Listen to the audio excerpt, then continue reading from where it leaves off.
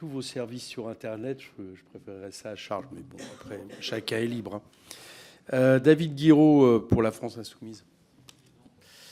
Messieurs les ministres, j'ai une question. Est-ce qu'on a déjà récolté autant d'argent issu des impôts que durant ces dernières années? Et si oui, dites-nous quand, car là, je vois pour l'impôt le plus important du pays, qui est la TVA, que l'État à lui seul en récolte 106 milliards d'euros cette année. À ça, il faut rajouter la TVA que vous transférez à la Sécu et aux collectivités pour compenser les cadeaux faits aux grands groupes et aux grandes fortunes. Donc déjà 60 milliards d'euros de TVA qui partent dans la Sécu sociale. Et pour la TVA vers les collectivités, j'attends votre retour avec impatience, c'était 30 milliards l'année dernière. C'est un curieux paradoxe, hein. Nous sommes assis sur un tas d'or, celui des Français en l'occurrence, mais on serait menacé par un grave déficit. Alors contrairement à votre prédécesseur, vous commencez à comprendre que quand on jette par la fenêtre des centaines de milliards d'euros par an pour le donner au CAC 40, ça posait des gros problèmes à nos finances publiques. Donc vous comprenez plus vite, mais il faut quand même vous expliquer très longtemps, parce que dans votre budget, on est dans la droite ligne des précédents, austérité budgétaire, politique de l'offre, et bien sûr le détail qui revient toujours, c'est même devenu la spéciale sous Macron, hein. Vous n'atteignez jamais, pas même du bout des pieds, vos propres objectifs budgétaires.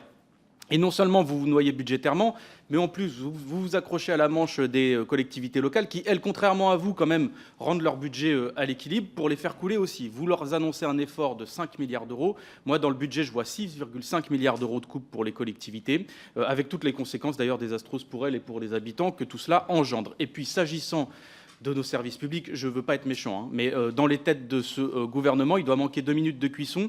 Si vous pensez pouvoir nous faire croire que, je cite M. Barnier, l'école restera la priorité, fin de la citation, et de la blague, alors que vous supprimez littéralement 4000 postes d'enseignants dans le projet de loi de finances. Je veux néanmoins saluer, monsieur le ministre, votre effort comique quand vous posez avec une sincérité assez désarmante, hein, je dois vous le dire, votre question, je cite, « Pourquoi un bon budget serait un budget en hausse ?» Là, je ne sais plus quoi vous dire, monsieur le ministre, juste ça devient difficile de vous sous-estimer. Fort heureusement, vous n'avez aucune majorité dans cette Assemblée. Vous serez battu.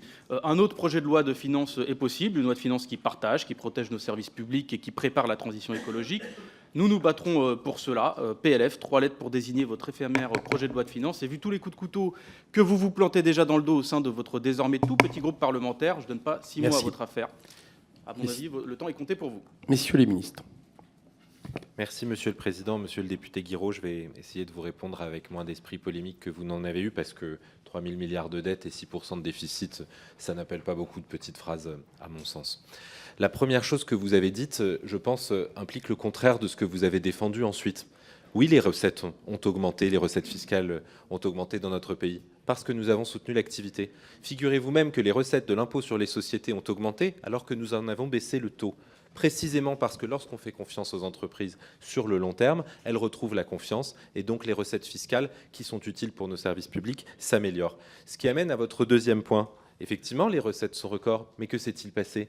Les dépenses ont augmenté plus vite. Et la dépense publique dans notre pays a augmenté plus vite que les recettes. Et la dépense publique de la France est aujourd'hui la plus importante de l'Union européenne. Donc vous avez factuellement rappelé pourquoi nous avons besoin de baisser la dépense publique et pourquoi il faut faire confiance aux entreprises pour investir et créer de l'emploi. Oui, en complément, monsieur le député, je pense que tout le monde est d'accord, vous inclus, qu'il faut adapter les moyens des services publics à la réalité des besoins. On peut diverger sur les propositions, mais je pense que les termes du débat sont essentiels là-dessus, sans revenir sur la forme.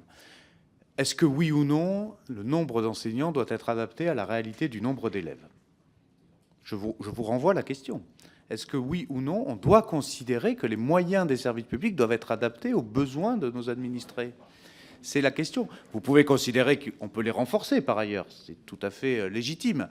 Mais à ce moment-là, il faut trouver soit des voies nouvelles de financement, soit d'autres baisses de dépenses publiques pour atteindre, et là aussi je suis convaincu qu'au fond vous êtes d'accord avec ça, que des finances publiques fortement déficitaires de façon durable est dangereux pour la souveraineté de notre pays. Et je pense qu'on se retrouvera là-dessus. Sur les collectivités, juste un détail. Oui, vous avez raison, elles sont à l'équilibre sur le fonctionnement parce que c'est tout simplement la loi là-dessus. Et que pendant la crise Covid, les collectivités ont été évidemment en soutien massif, mais l'État a aussi très fortement soutenu leurs finances locales. Donc il serait bien d'avoir un regard d'ensemble sur la réalité des finances locales là-dessus.